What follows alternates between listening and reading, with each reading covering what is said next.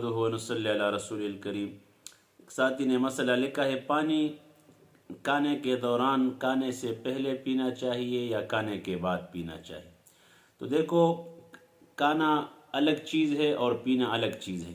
قرآن میں اللہ فرماتے کلو واشربو، کھاؤ اور پیو، لیکن اس میں حکماء کے اقوال ہے کہ کھانے سے پہلے آدھا گھنٹہ پہلے پانی پینا چاہیے اور آدھا گھنٹہ بعد کھانے کے بعد پانی پینا چاہیے۔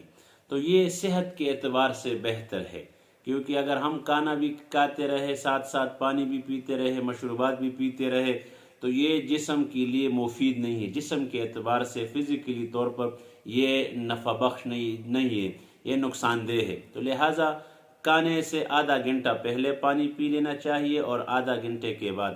باقی اگر کسی نے کھانے کے دوران بھی پی لو، اکثر لوگ پیتے بھی ہیں، مشروبات بھی ساتھ پیتے ہیں اور پانی بھی پیتے ہیں، تو کوئی فرض واجب نہیں ہے کہ بھائی اگر کسی نے پیا تو حرام ہے، باقی صحت کے لیے مفید نہیں ہے۔ تو اگر کوئی احتیاط کر سکتا ہے تو آدھا گھنٹہ کھانے سے پہلے اور آدھا گھنٹہ کھانے کے بعد پانی پی لینا چاہیے۔